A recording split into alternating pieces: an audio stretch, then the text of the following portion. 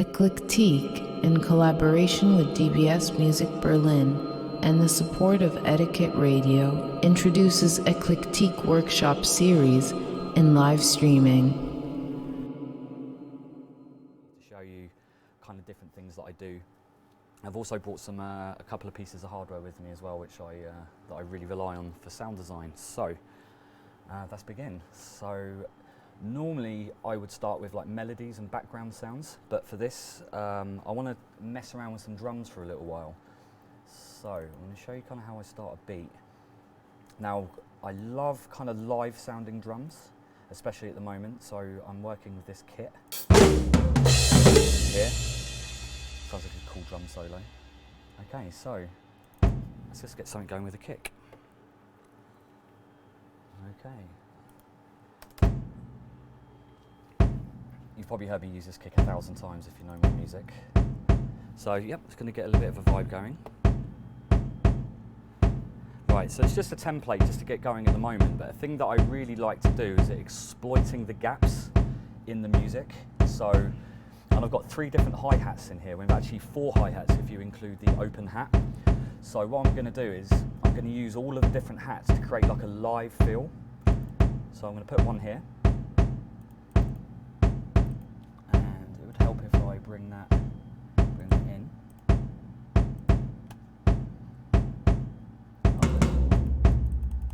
Where's the hi-hat gone? Okay, that's interesting. That's a good start. Okay, where's all my sounds?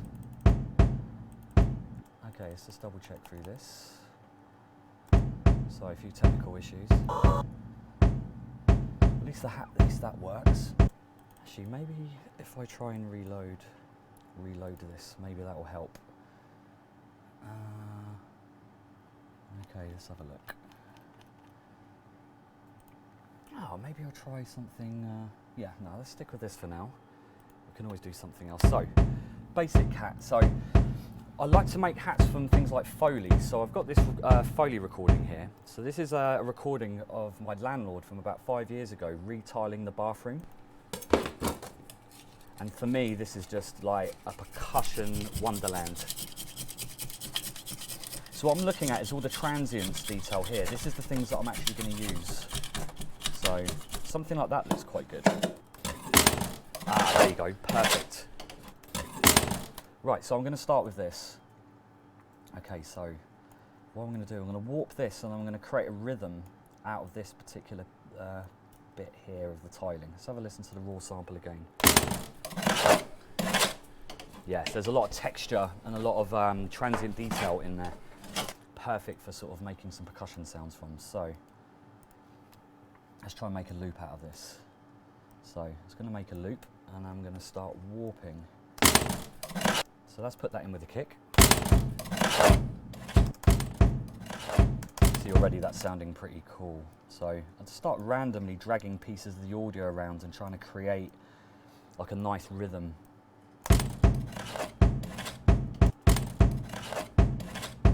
Yeah. Yeah, that's cool. Also, I'm going to turn the decay down a little bit on the kick because when I get a bass line in there, it might be a little bit too much. There we go. Yeah, that's cool.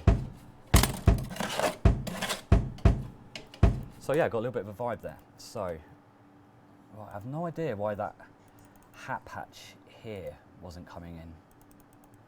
Yes, it doesn't even trigger. But I'll do what I can. Ah, there we go. Right, it was just muted. There you go. Talk about being professional.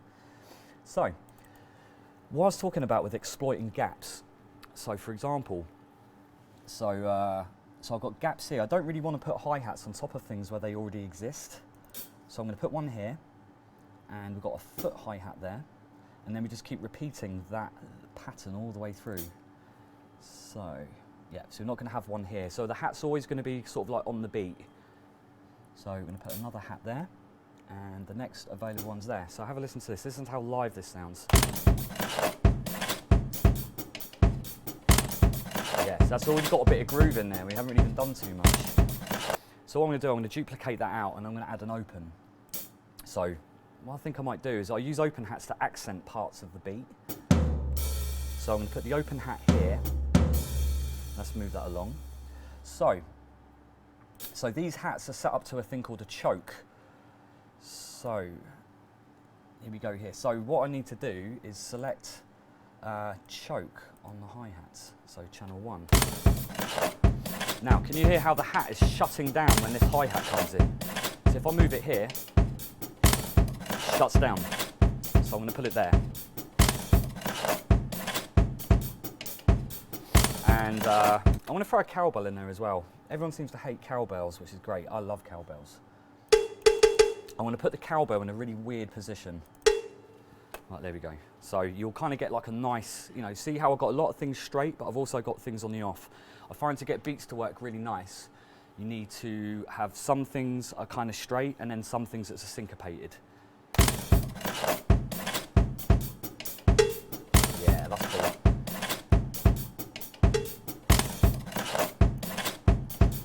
Right, and also I want to play around with the velocities a little bit because, you know, like a real player would be. So, for example, like James Brown always said, if you want something to be funky, you should always have the downbeat the loudest, which is this, you know, like the first part of your phrase. So what I'm going to do, I'm going to turn up the volume, or should I say, turn up the velocity on that particular kick on the front. I'm going to do the same for this one. And what you're going to get is a really nice groove from that.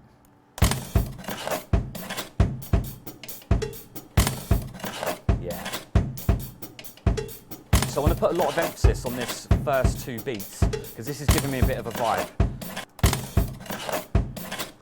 And also what you can do, just to create differences, you can mute out this open hat and you'll get like a nice little gap. Yeah. Also what I think I'm going to do, because like I said, I haven't really got anything planned here and I think that's the fun of this. I'm going to get this kind of noise here. I want that triggering on this, where that first kick is. So I'm going to move that over here. Yeah, there we go. So I'm making space for things. So let's bring that open hat back in.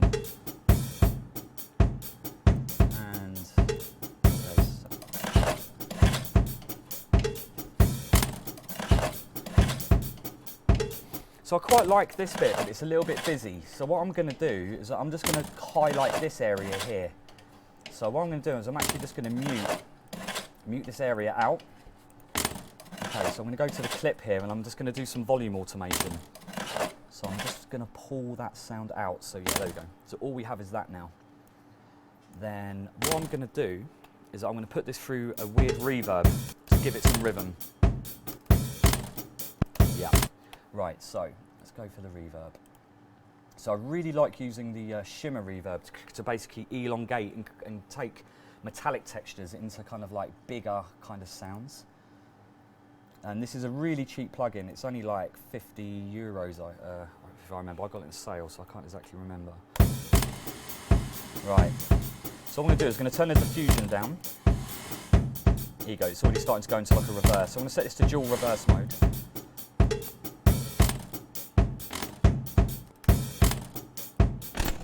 There you go, can you see how it's doubling up? There we go. Yeah, see, you've got a bit of a vibe there now. Let's make that dark as well, so you don't have as much top end. And if you had some feedback, it kind of acts a bit like, it makes it go longer. Nice. So now, we've got a little bit of sort of like audio interest from that now. Let's change the bar length. Let's get it a bit more like this, and let's move this around again.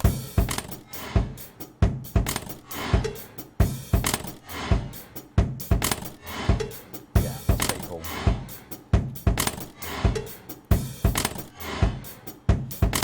Right, I also want to add a little bit of kind of interest to the drums because they're a bit dry. Now, this is a trick that I do all the time, which is I get a Sans amp plugin. Now, if you're on a PC, the cool thing about this plugin is it's free. If you're on a Mac, tough. So for once the PC user wins. So what I'm going to do is I'm going to send this to this distortion.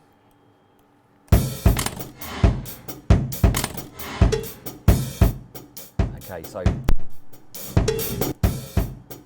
that's enabled. You can hear already, that's just the solo. That's quite loud. And then what I'm going to do is I'm going to start playing around with the settings so I get like a really nice distortion.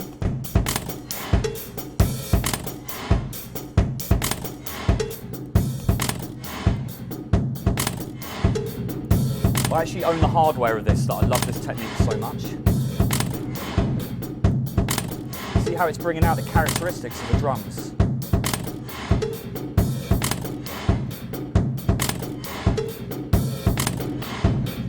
Basically what this plugin is doing is splitting the bands, so like all the low frequencies are handled by the buzz, the mid-range frequencies are handled by the punch, and the crunch is the top frequencies. And this is like the gain and the crunch of the distortion. You also can get distortion artifacts from how hard you push into the preamp, and then you can also saturate the whole thing in one go. This is actually designed for guitars. A lot in the 90s, a lot of the sort of, this was the equivalent of a, what you call it, like an amp simulator, but it was analog. There we go. So that's giving a bit of vibe now. But this is the thing, now what I'm going to do is I'm going to play with the phase. So I'm going to get a utility and I'm going to flip the phase before it hits the sounds amp. I'm just going to check to see which one sounds the best. So, because the thing is with distortion, because you're altering the waveform, you're already out of phase anyway. So you might as well play with the phase. So there you go, that's in phase. That's out of phase. Yeah, actually I like it out of phase. See, there's our normal drum beat there. Then you add the sounds amp. Yeah, it's got a bit of character.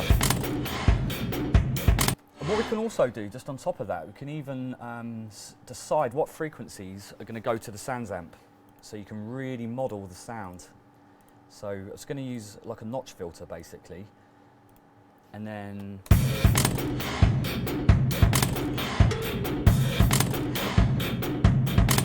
yeah, there you go. It's got a bit of life to it. Yeah, that's cool. So I don't want it too extreme. I'm just going to tuck it underneath.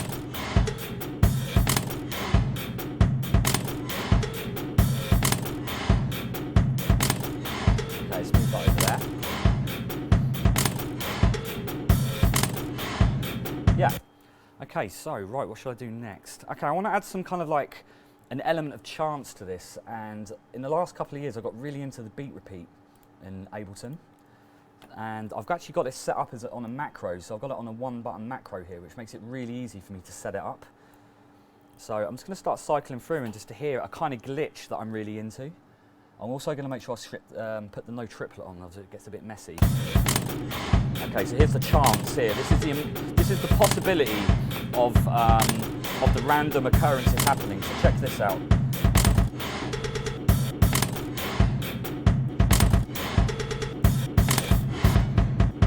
Yeah, there we go. Let's set the chance a little bit lower.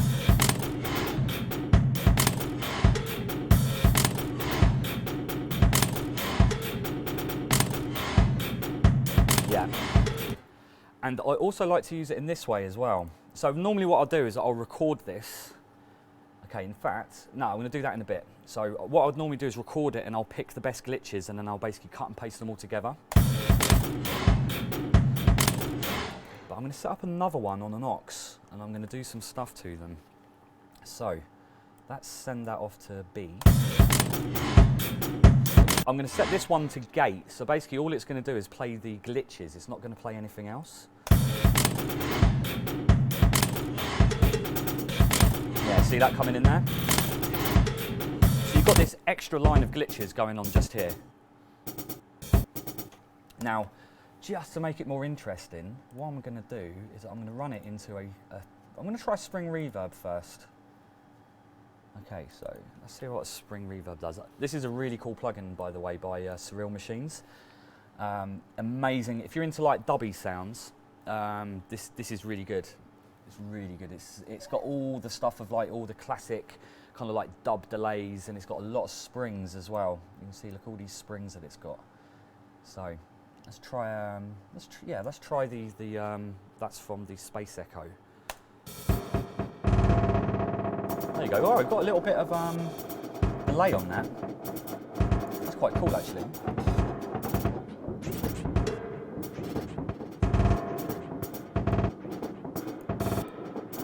Let's turn the width up so we get it nice and wide, and let's turn the noise down. Let's turn the mix all the way up.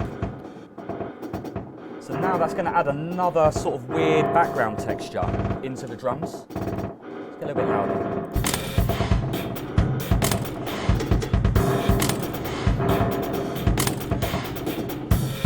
Also on this beat repeat here, we can set it to a couple of different modes. So when it's on this instrument mode, every time the glitch occurs, it's going to mute the dry signal. And if you put it on mix, it's going to play the glitch alongside the original. So let's see what it sounds like here.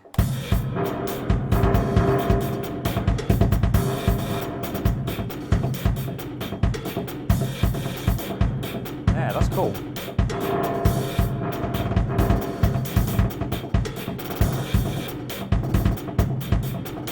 So that's a little bit more of an interesting beat. If I turn off the sends, it's just a flat drum beat.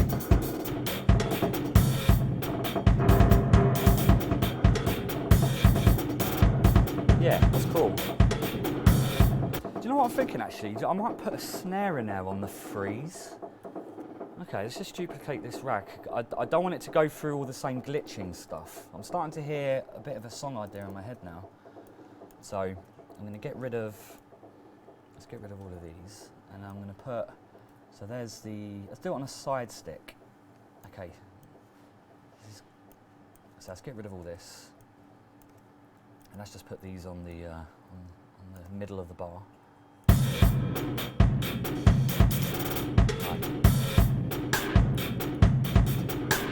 Okay, so let's put that on spring reverb as well. I love the sound of spring reverb on snares. It gives it that vintage kind of, it sounds like it's submerged.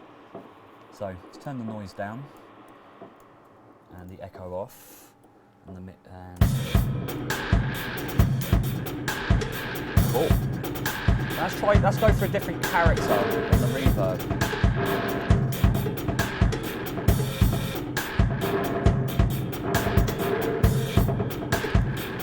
That's a little bit straight for me though. I don't really like things so straight at the moment. So let's put that into like a weird off position. So maybe like there.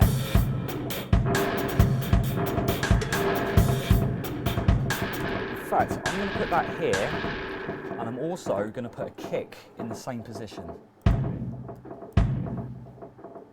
So in fact, can move this kick here. So let's move that over and let's just see how that sounds. And that's going to hit on the same with the cowbell as well. Maybe we'll move the cowbell to another weird position. There you go, there's a gap right there. Right, all right, but not quite what I'm looking for. So let's do like a little double kick. Let's turn this all the way down. There we go. Let's move that over there. So we're going to get like a little double tap. Yeah, that's better. Right. And don't forget, if you want to ask me any questions, just let me know, and I'll you can ask questions at any time. But I will do like a bit of a Q&A at the end. Okay, that sounds pretty cool.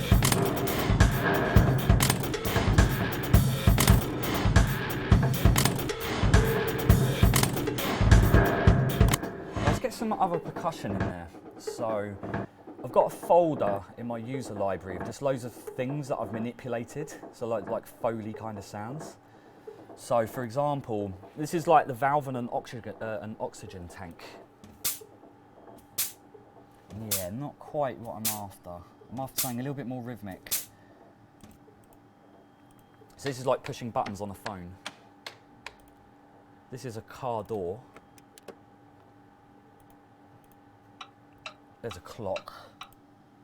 Yeah, what can we go for? Ah, here we go. This is quite a cool one. So this is a clock. So So if we have a listen, what I'll do, I'll turn the warp off for a sec. So this is what the original's like. See, perfect for percussion because you've got all these transients and lots of really interesting pieces of information going on. Okay, so let's see what that sounds like warped. Yeah, it's pretty cool. So let's try that. And let's get that.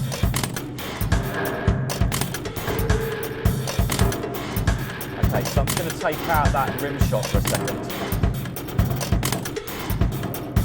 So there you go, we've got quite a complex drum beat. It's quite interesting and it's quite funky.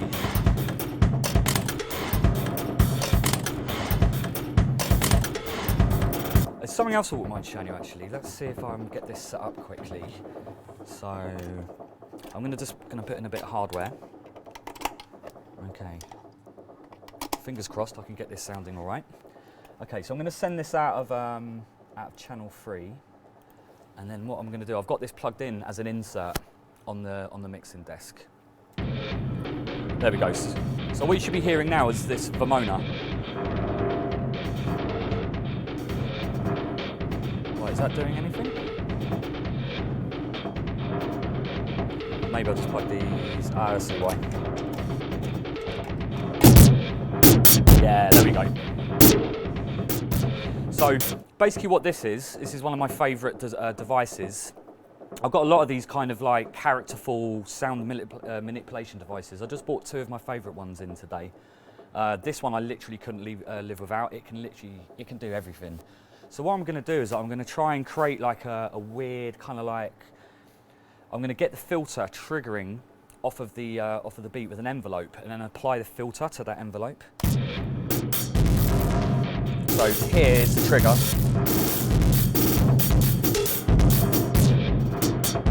There we go. So I'm just going to turn that beat repeat off a sec, because I want to get it clean. You can hear how grimy that is. And if I play with the attack and release times, I can get different sort of like rhythms. So obviously that's a lot more open. And that's much more gated. It also just adds a little bit of analog character to the vibe, you know, because for many years, I used to use, when I first started making music back in the late 90s, it was only hardware anyway. Then I moved over to software because it was something new. But I'm kind of, in the last couple of years, I've gone back to hardware again. So let's just tweak this. I could spend hours just tweaking this, getting the perfect sound. Also, you can push the resonance and get some like weird zappy kind of sounds. But for this, I just want just like a chunky drum sound. Let's mute those sends for a second because they're distracting me. There we go.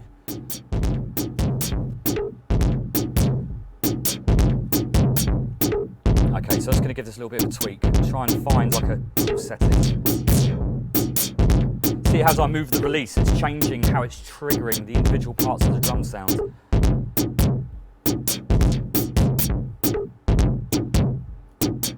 So let's just tweak this for a sec. There we go. So if I turn up the trigger, it's going to pick up more of the drum beat. Let's give it some proper analog distortion as well. Yeah, that's pretty cool. So I'm going to record this back in. So I've got my sound card routed so I can record things out of the mixer. Normally I'm using a much larger format mixing console, like a big 24-channel Soundcraft, and with that what's really cool is that you can basically record all your effects and still play the music at the same time. But with these smaller desks you can't really do that, unfortunately. So, okay, so let's just get that recorded in. And I don't see anything. Right. Right, why is there nothing coming in? Right, so let's have a quick look. I mean, this is making music, isn't it? Trying to figure stuff out. This is what it is. I'd probably spend more time doing this than I actually do writing music. So, right, why aren't I recording anything? I could try it as an auxiliary. Let's see what happens when I try it as an auxiliary. Okay. So, okay. So that's coming out here. Let's take that out for a sec. And let's turn up the auxiliary. So Oh, that's cool. We're actually getting a blend of the two. So if I mute that, so we've now got that beat coming in on this channel. Okay, so let's record that in. Okay. I also need to name things properly, so I was going to call that Vermona beat. Okay.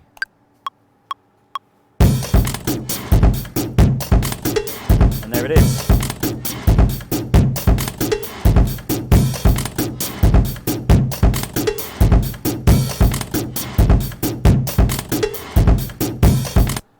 Okay, record level's a little bit low, but no, not to worry. So let's have a listen to what that did. So let's see if it came out.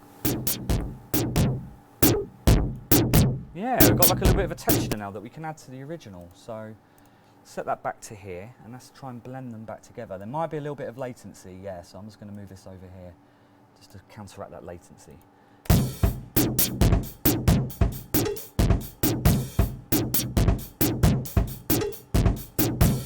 Not quite the sound that it was doing before. Let's have another quick look at that. Okay, let's send that back out of auxiliary, send it out channel 1 again, channel 3 again.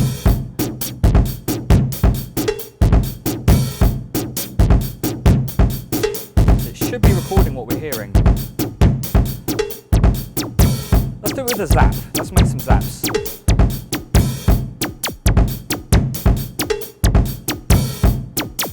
Yeah, that's pretty cool. Yeah, let's record that. So let's remove that. Let's replace that, and let's call that zaps. Okay. Yeah, those look like zaps to me.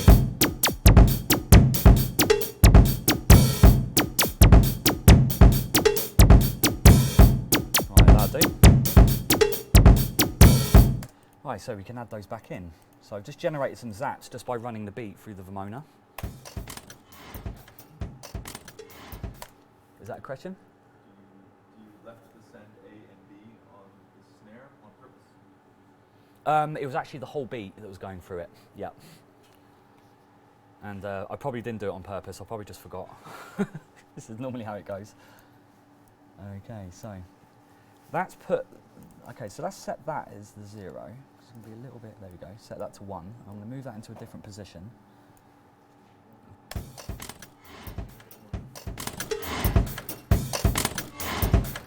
Okay, and that's introduced the zaps.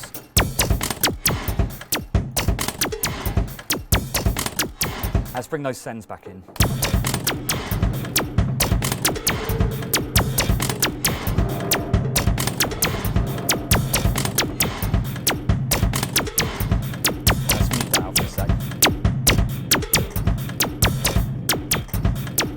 Okay, I'm just going to add another beat repeat to that actually, why not? I'm in a beat repeat mode today, as you can tell.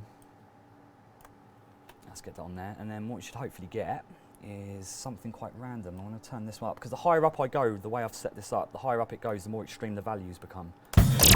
There you go. And that's set that to mix. Let's do that.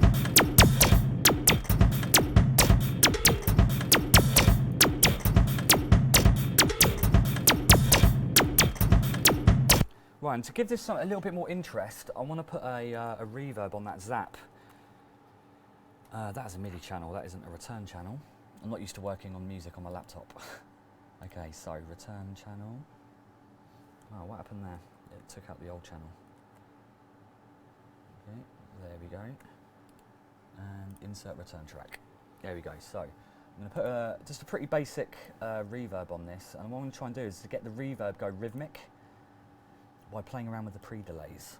So I've got a reverb here, and let's set that to the zap. So let's have a listen to the zaps and see what we can get. Cool, so let's send that to C. So I'll probably want something like I'm going to try plate actually. Plates are really coloured. They've got this really kind of metallic kind of tone. There we go. So what I'm going to do is that I'm going to change the pre-delay.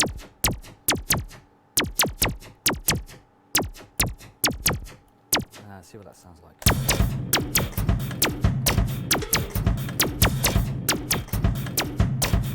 Yeah,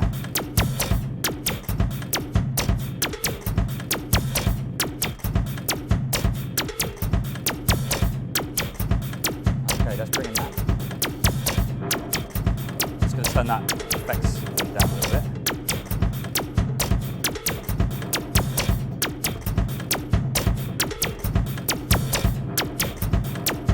And that's going to bring the tiles.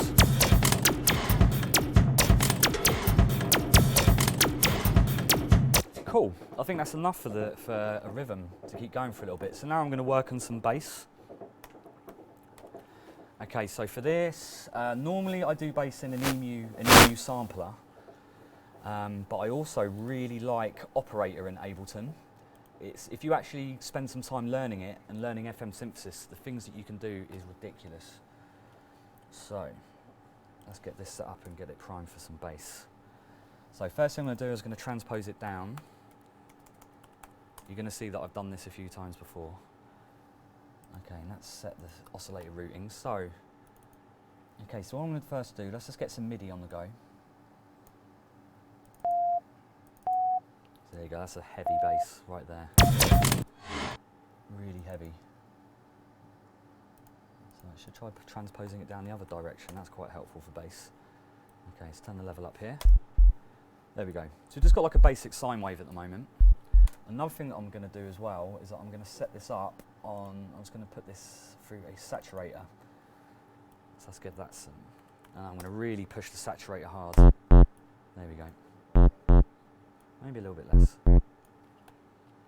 Right, now I can start pushing some more signals and getting like some FM vibes on the go. So I'm going to bring in a second oscillator, which is also going to be a sine wave.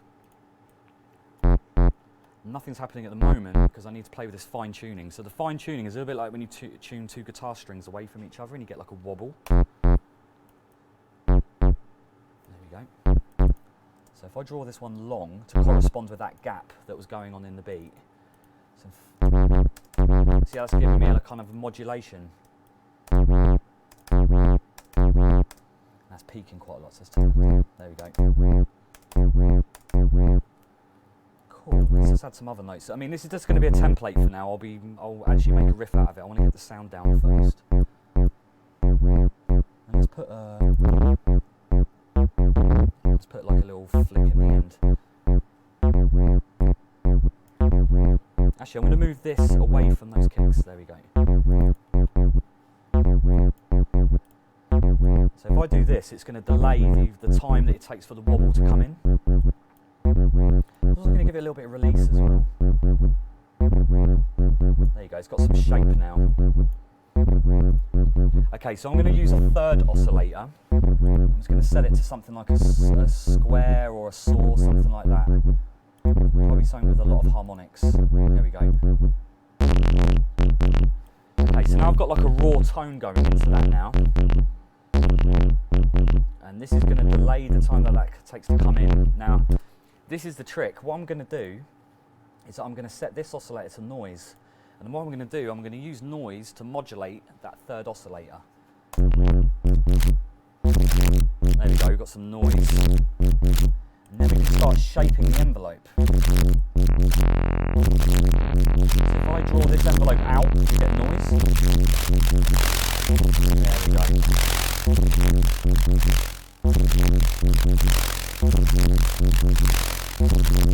The harder I push that, there you go, that's a much harder tone. So that's basically more noise modulation going to the third oscillator.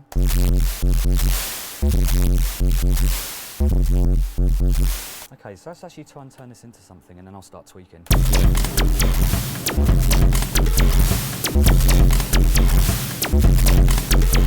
Okay, so it's a little bit chaotic, there's a bit too much going on, so I'm just going to start taking some things out for the second.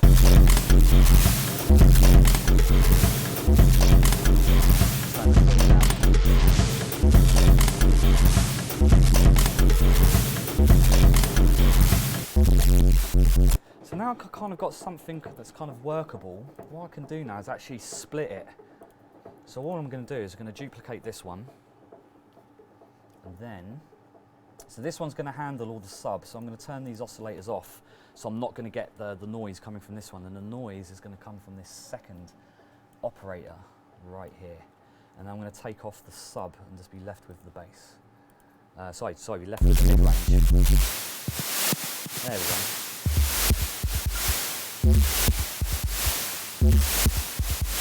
tighter. And that's bringing it in place. What I'm gonna, yeah. Okay, so that's played them together. There we go. I might even lower the that bit of noise, that oscillator, by an octave and see if it makes it a little bit more kind of stretched and a little bit more aggressive.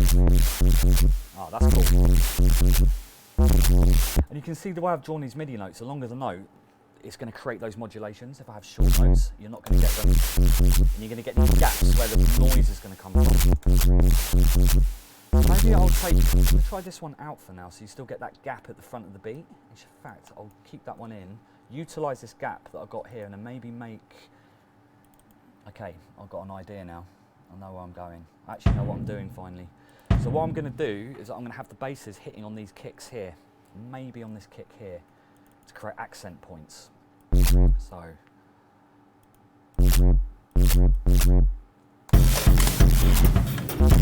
Actually, just quickly double check where those kicks are actually occurring. So there's one there, yeah, and that goes on that 2 and 4. So these ones, whoa, this one goes here, goes here, yeah. So they're actually lining up with the kicks now. Take that one out, and that's cutting up some of that noise. So what we can do, we can start actually creating some macros now, so I can start playing around with it. Okay, so let's have a look here. So here's the release. So I want the release time for this operator, so I can play around with that. So I can open it right up, and I can close it down. In fact, what I'm going to do is I'm going to move that to the other one. So let's map that. Okay, let's take it off this. Let's put it on that second macro, and I'm going to put the filter on this one. There we go.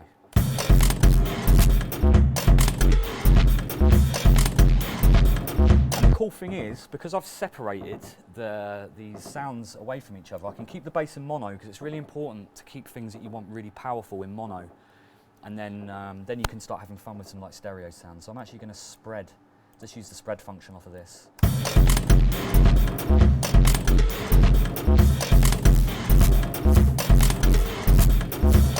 Okay, I'm just going to take off some of that tiling and see what we get. Yeah, that's cool.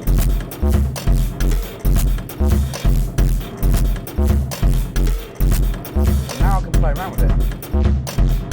In fact, what I could even do is I could even bring in the noise back in on this first operator and assign that to a frequency control. So I'm going to bring these oscillators back, because this oscillator is going to come in mono while the other noise is going to be in stereo. So let's set the map. So I'm going to do the filter frequency, and I'm also going to do the release as well for this oscillator. Okay, so let's map the release. I can't get in there. There we go. Now you've got loads of control. So we listen to that on its own.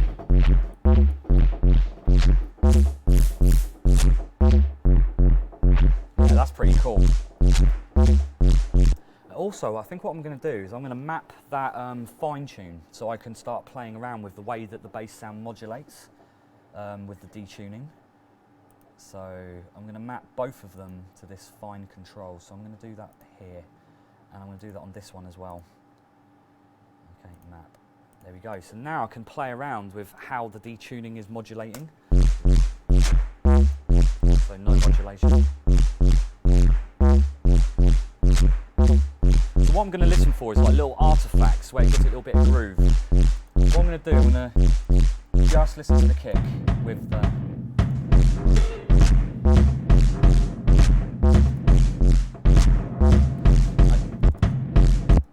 I'm going to simplify this a little bit. It's a little bit too much.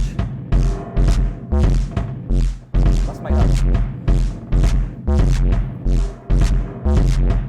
Let's make this one really long. Okay. And like I said, I could spend hours just fine-tuning this to give me like the perfect sound. You hear those oscillations.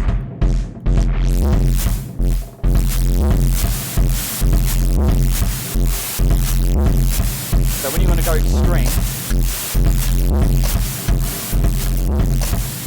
and then calm it down.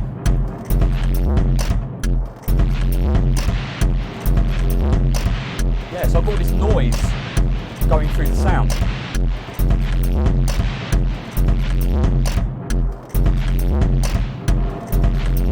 Yeah, that sounds pretty cool. Okay, so let's bring that back in. So I'm just now I've created quite a lot of different sounds. I'm going to look at what's working and what isn't.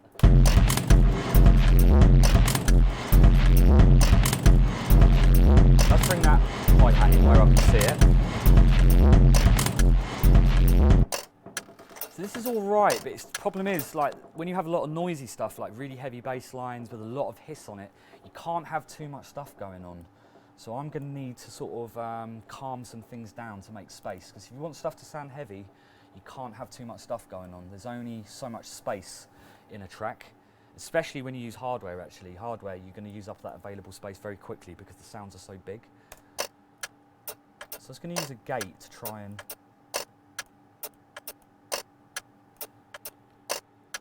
yeah, let's make it a little bit more like that.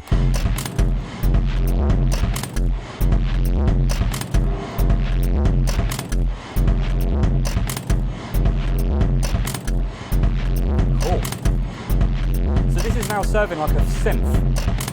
I'm also just going to do a quick bit of EQ. I would never normally mix while I'm writing. I'll always do that completely separate. I don't need compression or EQ unless it's creative, but with this I definitely need to clean some bits out.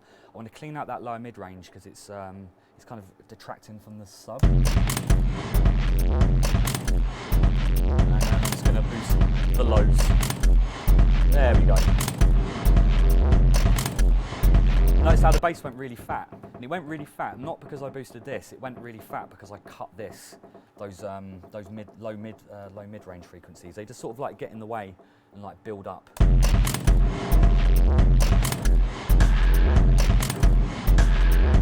Right, I'm going to take. Okay, I'm going to go for that snare. I just want that there. Let's get rid of that.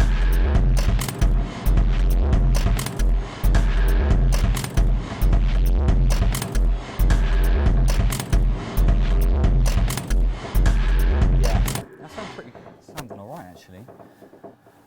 Okay, so what can I do next? Now I've got the bass sorted. See, what I'll do at home, I'll take that bass and then I will basically track it into my EMU hardware sampler and then probably spend about 6 months messing around with it till it sounds good. Okay, so let's have a look at maybe some like musical elements. So I've got a little bit of MIDI that I pre-did at home, and especially nowadays, it's really important for me to have some musicality in the music. I'm kind of missing like music communicating a feeling to you, like, you know, when you listen to say Orbital or the Future Sound of London, or even like Prodigy, things like that. There's a mood, there's a feeling in the music. So if I remember rightly, I did this in F Dorian.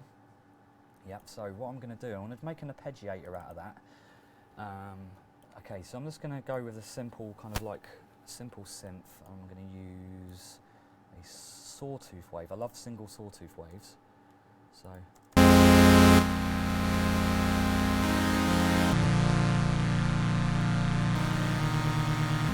I've got a bit of a kind of melody thing going there. Right, so I'm going to do an arpeggiator, but I'm going to make the arpeggiator interesting. I'm not going to stop it just doing something basic. So what I'm going to get is get the arpeggiator. That's the MIDI effects in it. I'm looking max for live. Okay. So maybe this could come in like halfway through or something like that. So let's get the arpeggiator in there. And let's turn up the steps. Let's get it on 16s because it's, and then I'm going to do some stuff to it. Right, I'm going to set this to random as well. So it's going to play random notes. And I like random other a lot. There you go. Then I'm going to use an LFO. And I'm going to put an LFO on the filter frequency. Okay, so I'm going to map that to the filter frequency. And what I'm going to do is I'm going to set this to random as well. So you can see that's all going random. And let's time that to the timing of the arpeggiator. So that'll be on 16ths. Okay, so the depth is a bit too much. I just want the odd little high note to come out.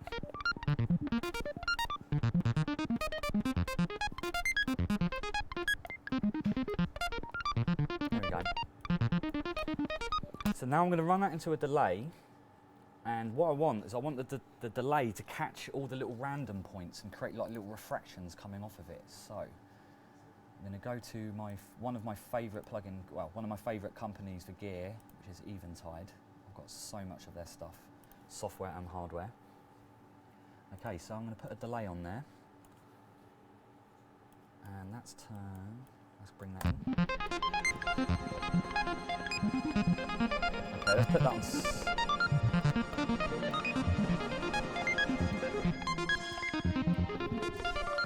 Yeah, I just want it to catch little random notes. There we go. That's pretty cool. Okay, now I'm not going to chop it. Let's get it quite dull.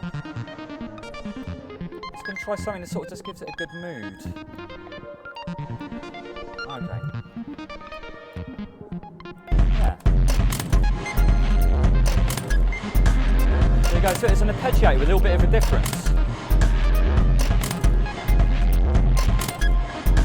So I'm going to tweak it to get it sort of get some timing. Let's just quickly check.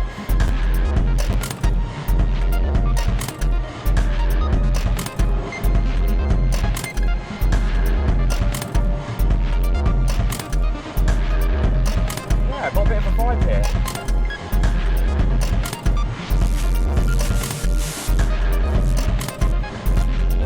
So just by playing around with everything, I can get a little bit of a vibe going. I'm also going to add something in here that makes it pretty crazy. I'm going to show you something that I really like, which is some granular delays. Okay, so is this thing?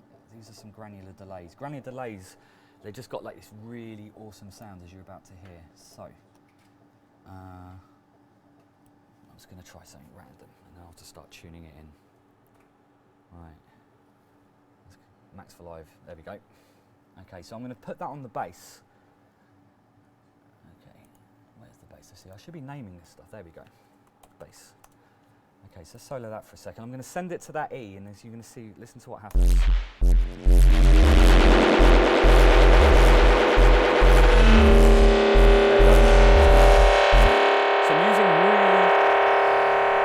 I'm using really tight delays.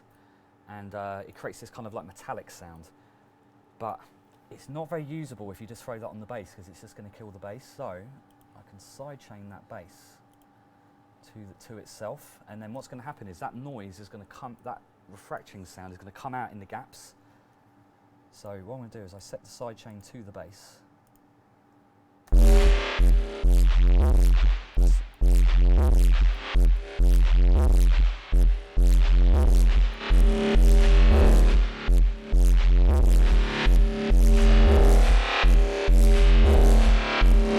There we go.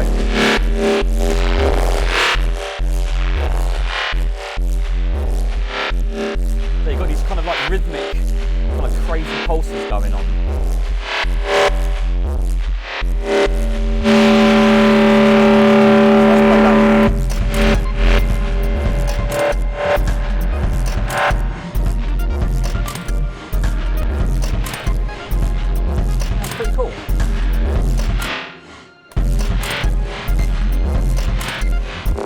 Just to make it a bit more interesting as well, I'm going to use a granular, I guess what you could call like a granular gate or a granular cutter from the same bundle.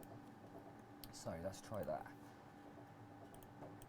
So it will be stutter switch. So I'm just going to grab something, right, let's see what this does. Wait for that to load because it's max, it takes a while.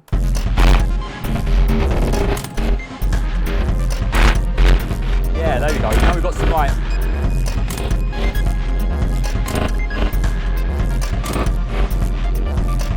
take the arpeggiator off the set.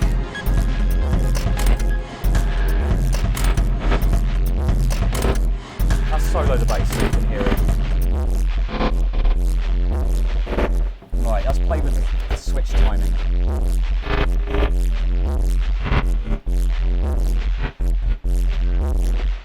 Give it a bit of drive to make it heavy.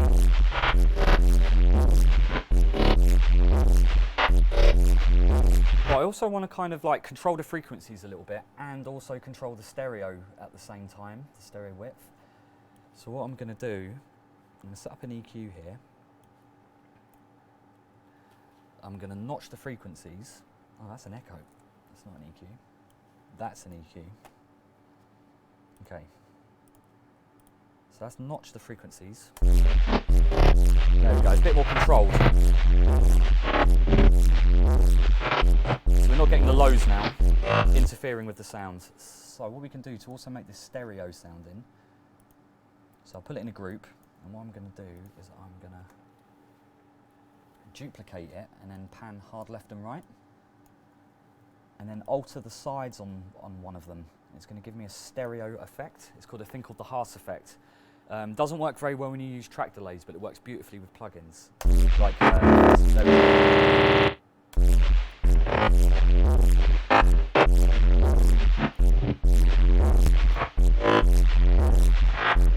you know what, I'm going to throw a beat repeat on there just because I can. Let's throw that one on there and see what that's going to glitch it out even further.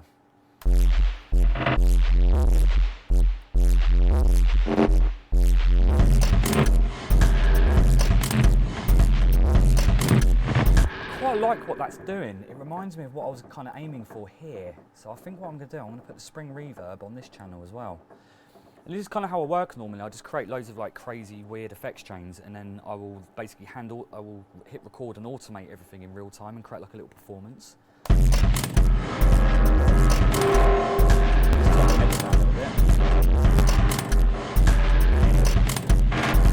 Yeah, nice.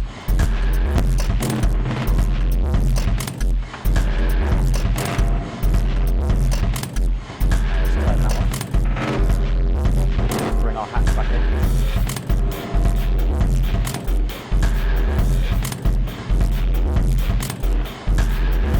And let's get the glitching back on.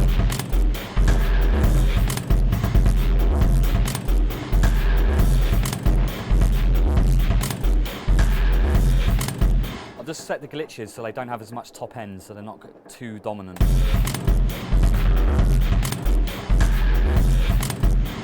And let's have a listen to the arp.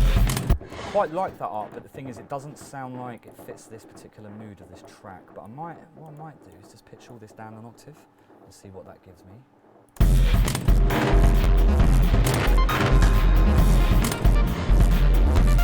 Let's try to add a little bit more interest to this as well. So I'm going to get another LFO, and what I'm going to do is I want to modulate it in FM. So in fact, actually, I can just copy this one over because I want the same random settings in 16s. So you can see here, right, I'm going to take it off. I'm going to map this to this to the level of that oscillator. So now that oscillator is basically modulating this one randomly.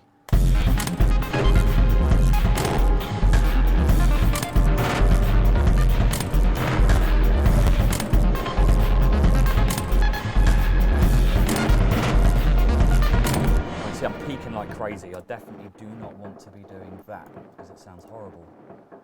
Okay, let's just turn everything down. And I'll bring the zaps back in as well. Let's turn it down. I'll turn it up on the desk. Okay. Let's get the zaps.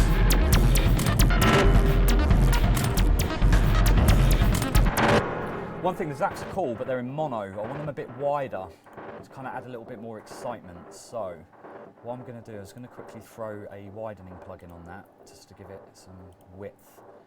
So I love Plugin Alliance for plugins. Plugin Alliance are just the king. Eventide and Plugin Alliance definitely do the best plugins. So there we go. So it's nice and wide now. Kind of miss it, but not too missing from the center. Okay, and let's just mono everything below 170.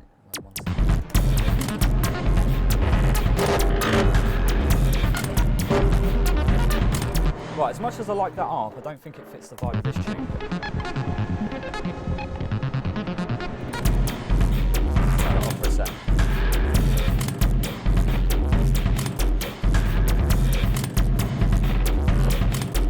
Yeah, that's quite a mad idea. Right, how are we doing for time?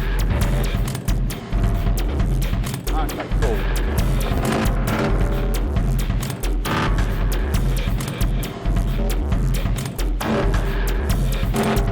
That's cool, I really like this. Let's take the hats out.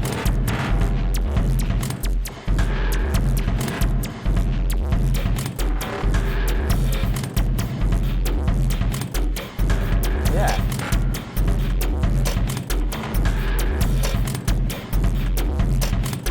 I think the last thing I need is some kind of like pad. I'm actually just going to nick the MIDI from this. So, actually no, I'm going to delve into my Foley and see what I've got in there and see if I can find anything of interest. Maybe in my clips. So user library. So what I do is sometimes I just spend some time just recording Foley and then turning them into stuff. This is mostly percussion-y type stuff, but actually I can show you a really cool percussion trick as well. So, where is the aluminium foil? Yeah, this is a cool one. Okay. So, a really cool way to make shakers is to get a piece of aluminium foil and crunch it together, and then you can do that drawing the transients thing. So, believe it or not, this is a piece of aluminium foil that's been time stretched. Maybe I'll try and find something where I haven't printed it down. Let's have a look. What's that? Rattle. Ah, you go with blips. No, that's not the one. Let's try with that. And let's get the pan sorted.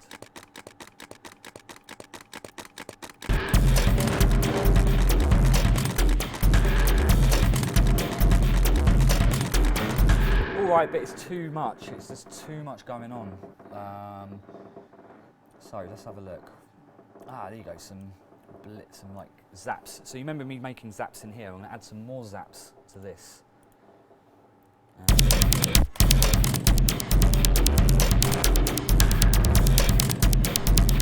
Those complement the other zaps really well, actually. So I'm just going to move them over here, and what I might do is I might merge it all together. I want that same beat repeat that I've got going on here going across all the zaps. So let's group that all together. I'm going to steal this and put it there. Okay, so now the whole thing, this whole channel is going to glitch. Yeah, so you've got these like little flicks, these like little kind of accents coming in. I'm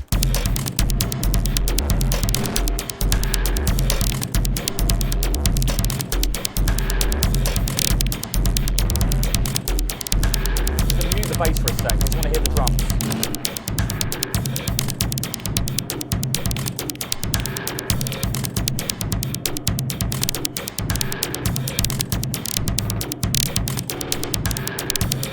I wanted to add some, right, okay, so let's try, I'm going to try and just do something with the last device, and this is another way that I add glitches. What I'm going to do, I'm going to send the whole thing, the whole track out of, okay, so what should I go for? Maybe the kicks. So I'm going to solo the kicks. Actually, no, I'm going to do the zaps.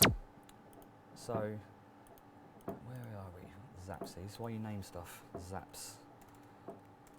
I'm going to send it out to one of my other favourite hardware devices. Right. Right, that should be plugged into. Let's have a look. Okay, so box out to the input. Okay, so I'm going to try and add some more glitching to this. Yeah. There we go. So now I'm using this. Alright, so I just need to watch out I'm clipping it.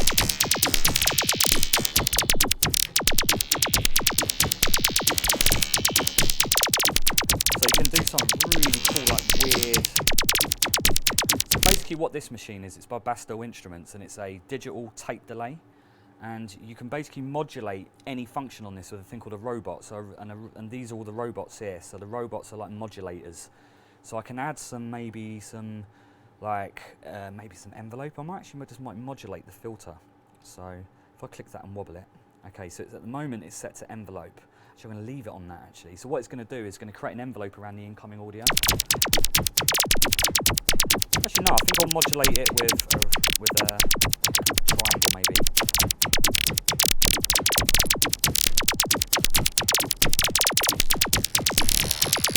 See, I'm getting all these like little grains.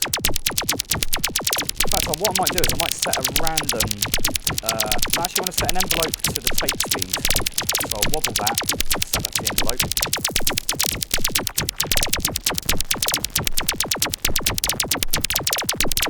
Yeah, so it's bringing out all these like really cool little characters.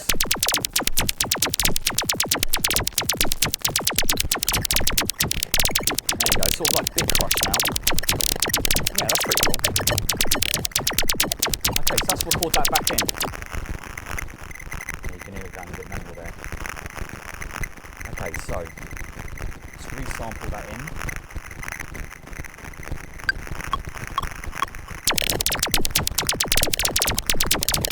Yeah, it doesn't record the aux when I record through the sends on the console. I don't know this desk. It's a little bit annoying. That's just recording what I had there before. That is a little bit frustrating. Okay, what did it record? I don't think it Okay, so let's mute that. Yeah, it didn't record it. It's for some reason it's not recording the auxes as it comes through, but at least you get the idea of what I'm talking about. Again, I'll spend hours on that, just tweaking it to get these like really cool kind of like glitchy, bit crushed kind of like sounds, which I'll relayer back into the original sound. Okay, let me keep an eye on the time. I think it's probably a good place to go to questions, because I've just been goofing around here for an hour and a half, which I say hour 10 minutes. Yeah, is there any questions? And it could be anything at all, as long as it's not about mixing, because I'm always doing mixing. This is for sound design. Constantine says he really likes your pads. How do you do them? Pads.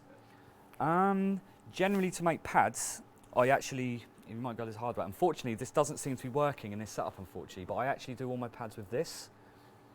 It's an EMR pickup. What it does, it records electromagnetic pulses and radiation, things like that. So things like I love recording games consoles are my favourite, because the thing is with a game console, you've got a lot of different components going on. So you've got like a CD drive, you've got Wi-Fi, just a lot of different things going on inside the machine. You can wave this over it and it creates these weird drones, and then I'll load that drone into a sampler and then just basically build pads from there and just try to get like a really nice chord, a really nice melody. But I'd love to show you how, but unfortunately for some reason I just can't get this to work today. Let's give it another go, see if you can actually hear it when it's plugged in straight into the console. You might be able to hear something from it. Yeah, it's just not working. But these cost about €3 to €5 on eBay, and they're one of the best things I've ever bought. And they're just really good for picking up like weird drones and sounds, and it creates very discordant things. That's generally a way I'll make pads. And also the other thing I'd say about pads, it's not so much about the production, but it's also about the melody. You know, it's about what notes are you playing, how does it make you feel, the musicality of it. And so if you have some really good musicality in your pads, you've basically half the battle's over. I hope that answers it, even though I didn't get a chance to truly demonstrate, because like I said, I don't normally work on this on a laptop. I'm normally in my big, crazy studio. Is there any other questions?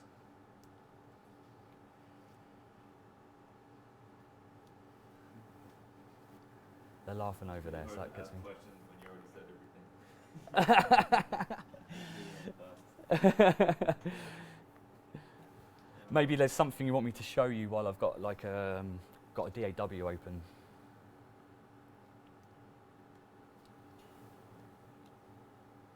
Any tips on adding melodic layers? Yeah, let's have a look. So we've got a melodic thing going on here. So you can like one thing I like to do is like duplicate and just replaying things over the top in real time. So I've got that really nice melody. So let's go to this one, quickly botch a new sound. Let's take the arpeggiator off, and let's get rid of all these things as well. Okay, so let's put the record. Okay. Not my favourite sound in the world, but it'll be good enough for the demonstration purchases. I'll just do this. So I'm going to play the track, and I'm just going to jam over the top of it. And what I'm going to do is I really like setting up big reverbs on the other sound. I know this is really obvious. This isn't really like answering this question in a super deep way. So I love the black hole. So the black hole's got some awesome, like, just huge sounding. It's like reverb the size of a galaxy. Okay, so that's on F. So let's get that back there. Yeah, hear how nice that is, nice and big. Let's turn down the gravity, open up the size, give it a little bit of pre-delay. Maybe let's get the pre-delay synced.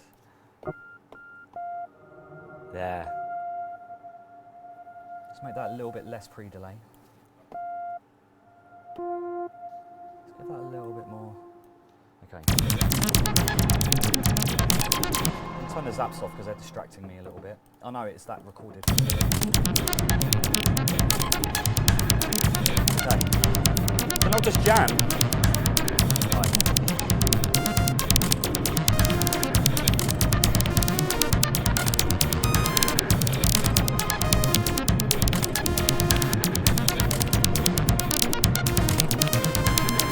Really sloppy play, I know. I'm not really in the zone in that respect, but yeah, so what we can do now is just tighten that up. Oh no, it's a little bit too tight. Let's get that to 16ths. Okay, now let's do it. Cool, and then what I'm going to do, I'm going to drag that send, and I'm just going to drop it on top of the channel there. And then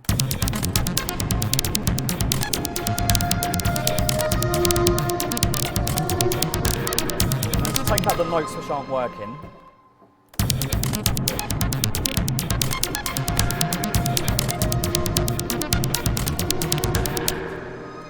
That one. I quite like just that first lot there. That's pretty cool. Let's get rid of that.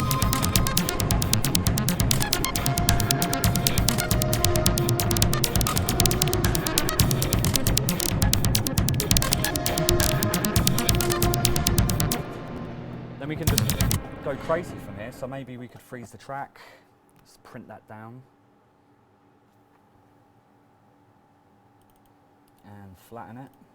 We can add some cool like gating sounds or some like reverbs. Like we could gate it using the beats function. Those 16s. So let's have that gated.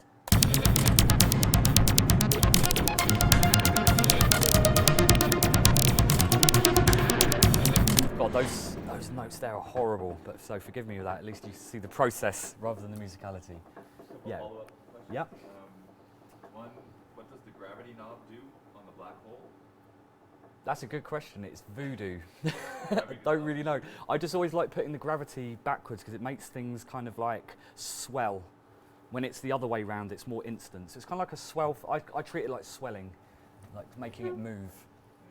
And follow up on the melody. There was how to break through with another layer of melodics and harmony to come from the original patch. Come from the original patch. You would keep doing things like that. So maybe you could duplicate and put another synth sound on it, and isolate it, add some more effects, and just use your core MIDI as a seed, and then just keep pushing all the MIDIs into different directions. I think the main thing is just the mood and the feeling. What are you feeling? What emotions are you trying to get across? And try to capitalise on those as much as possible, and then put reverb on everything. Yeah, anti-gravity. Someone says they can't afford Foley sound equipment, but they have a Zoom H2N Yep. recorder. Any tips for recording Foley with the Zoom? Recording Foley with the Zoom. Yeah. So like out and about, get some really interesting microphones. They don't necessarily have to be expensive. In fact, there's a field recordist called JRL French, and he makes some insanely amazing microphones. He makes coil pickups like you saw here. He does contact microphones, hydrophones, so you can record underwater, and get some weird microphones and just set up weird experiments. Like I'm always doing like weird things, like wrapping things in tin foil with a contact mic, or filling a bath full of water and recording the sounds of things under the water, and just get really creative and have fun with it. I think it's my best advice with Foley. Just go weird. Just go as weird as you can. Set up, like, I really enjoy it because music becomes like a science experiment. You're just doing like weird little science experiments at home, you know. What happens if I wrap this in foil and then put pasta on top of it and record how it sounds from underneath? Like, a thing I love to do is when it rains, because you've got, again, to me, rain is a bit like a random oscillator. So you can put you can set up like bits of plastic, and you can put contact mics under the plastic, and depending on the thickness of the plastic and the objects you put on top of it, and the objects you put on top of the plastic, the rain interacts with it, and you can actually get rhythms from it, and drones and all kinds of weird sounds. So go crazy, just go completely crazy and set up some fun experiments. Cool. You missed the name of the mics. Can you repeat them? Oh yeah, it's well, the name of the person who makes them is called JRL French. JRL French? Yeah. And if you type in JRL microphones, you'll find them. And most of his microphones cost between like 20 and 60 euros. Another tip as well, actually, when it comes to field recording, is try to use two of everything. So, for example, if you're going to use contact mics, set up two of them, pan hard left and right. They don't have to be too far away from each other, quite close. But what you'll get is a beautiful stereo image that won't phase as well, and you get like a beautiful. In fact, I don't know if there's a track. Yeah, it works really well with rain and plastic and things like that. So try to get two of everything if you can. Any additional off-key era tips? Off-key era tips. God, that's going back. How did we do? I'm trying to remember how we did stuff back then. It was quite crude. I'm trying to think what would be a really good off-key tip. It's not that different to what I do now, to be honest with you. I'm a lot better at technically what I do now. But generally speaking, the things that I was doing here is very similar to what I would do in the off-key era. Yeah. To be honest, I'm trying to cast my mind back 15 years. I mean, I can barely remember how I made something last week, let alone how I did something. I mean, back in the off-key days, I had a massive analog hardware setup with EMU. The EMU sampler was a big part of the off-key sound. And and we were, because it was drum and bass music, we didn't know much about techno, but we wanted to kind of create techno, so we were really bad. We would sample anything. We were like, I remember I was around, there's a drum and bass crew called Universal Project, and they had the most coolest like riffs, and I remember being like around Ruxpin's house one day, and I was like, how do you get those riffs? And he goes, yeah, look, I'll show you. He opens up his computer, and he opens LimeWire, and he types in Jeff Mills. He sampled it. That's how a lot of we used to sample the hell out of everything. We didn't care at all. Nowadays I'd never get away with the things that we sampled back then. I could tell. Actually, here's a tip. I could tell you how I wish I did it. Okay. I wish in the off-key days that I bought a really good mono synth and just learned how to learn how to like. Learn the synthesizer inside out. You'd get sounds better than the off-key era, for sure. That's it. That's all for the questions. Anyone else? No? Cool. I think If there's any more questions, I think we go this to is your last chance. last chance. Oh, Yep. do you still sample? No. I only sample the sounds that I create myself. The only reason for that is just because it just feels a bit nicer. You know, I get to work the material a little bit more. I can generate sounds from anything nowadays, so there's not much point to sample records. But there's nothing wrong with that, by the way. Nothing wrong at all. I think someone's thinking of one more off-key question. Right. That have just said one more off-key. Can't hit me. I don't know if that's a question or if they're writing another question. Yep. Just as one more, maybe they want or off key? I can do an off-key question. I'm cool with that. No. Anything to say about off key? I don't know. We're just a bunch of lads living on the south coast who love drum and bass but like techno as much. So we just started colliding it together. Yeah. But I like the earlier stuff a lot more because it had that proper funky b-boy approach compared to the. I didn't really like what it became. What gave the dirt on top of those tracks? Literally overdriving mixing desks. Just take it, and nothing's different today. I do it all the time. Just basically using the mixing desk as a preamp, and just basically run it. In fact, I can give you a very good example. So we could take this beat. All right, what channel is that coming out on? There we go. There.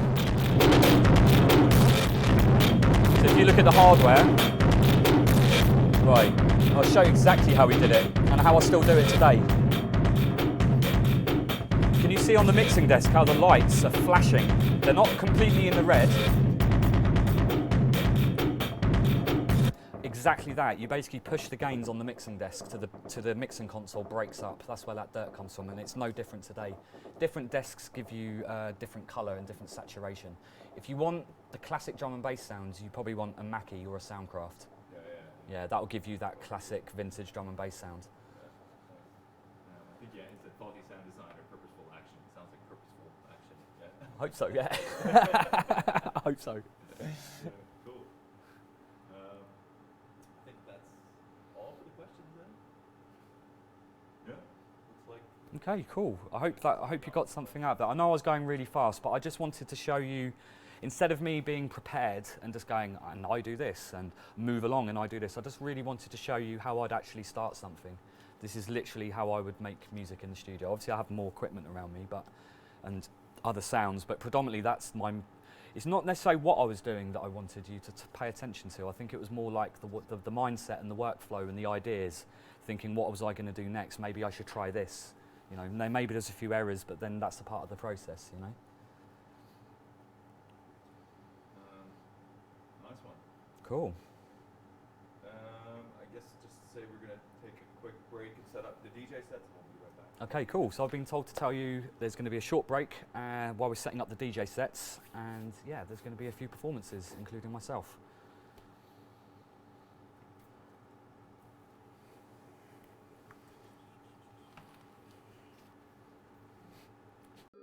Eclectique, in collaboration with DBS Music Berlin and the support of Etiket Radio, introduces Eclectique Workshop Series in live streaming.